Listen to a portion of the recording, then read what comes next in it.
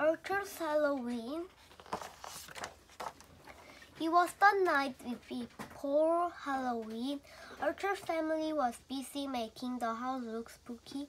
It looked so spooky, in fact, that Arthur had trouble falling asleep. Things were even worried the next morning.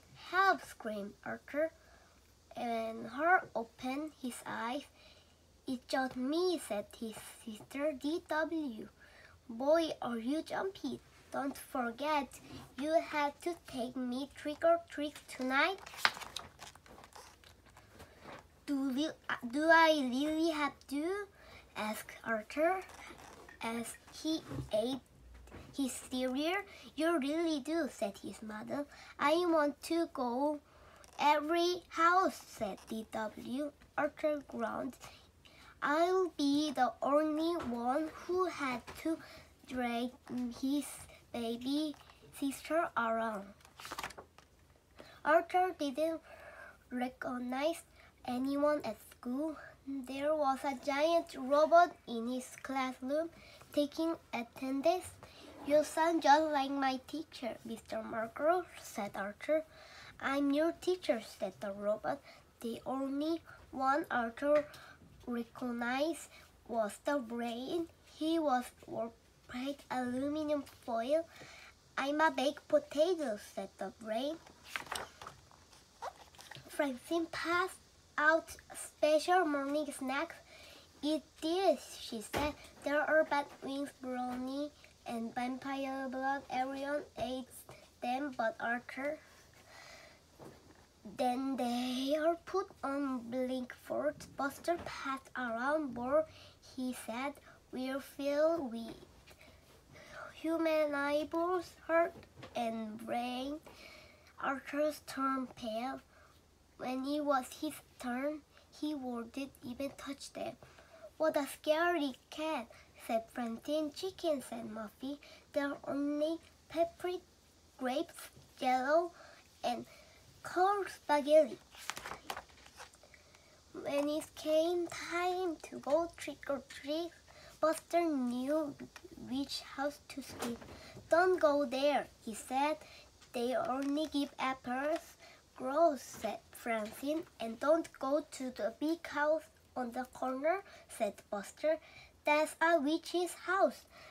My brother says someone go in there last Halloween and he never came out." Arthur tried no look afraid. Arthur and his sister had trouble keeping up with the other. First, D.W. got her tail a card. Then he back broken. "You're such a pain in the neck," said Arthur. D.W. must be sure for dim wit. But D.W. didn't announce.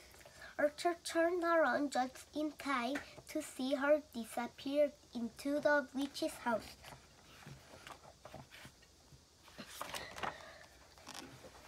Arthur's hand turned ice cold, and his heart began to race. He walked up to the spooky old house. The front door was open just a crack. Slowly, Arthur went inside. "Look, look!" cried Buster. Arthur just went into the witch's house. She probably put Arthur and D.W. into her oven, just like Hansel and Gretel, said Sue Ellen. "Maybe she was using them for very scientific experiments," said the brain. "Maybe she looked them in the cellar to save," said Buster. "Maybe we should follow him," said Francine. "Maybe we should call the police," said Muffy. Everyone was too scared to move. Inside the house, it was very cold. Arthur thought he saw ghosts all around him. He walked down a long dark hall. At the end, he saw a light under the ground. He heard voices. One was his sister. "Oh, there you are," said the witch. We're waiting for you." I came to get my sister. We have to go. I heard my mother calling us, said Arthur. I don't hear anything, said DW. My name is Tibble. Mrs. Tibble. I hope you won't live without some cider and donuts first. They are chocolate, your favorite, said DW. I waited all night for trick or treat, but you are the only ones, said Mrs. Tibble.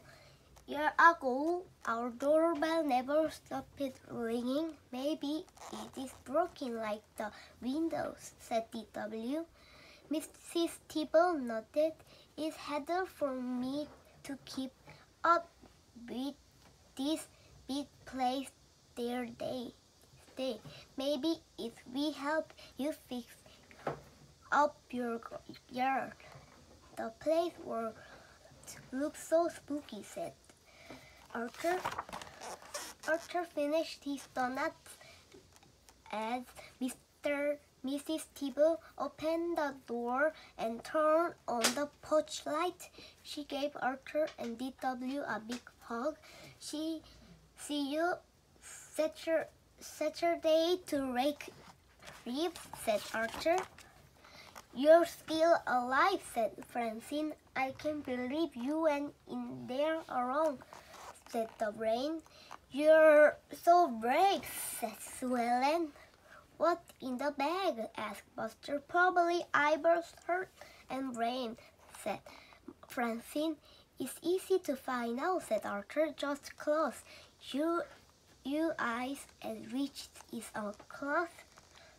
You look too scared. We've been to every house now. Can we take the circle home to the cemetery? Asked DW.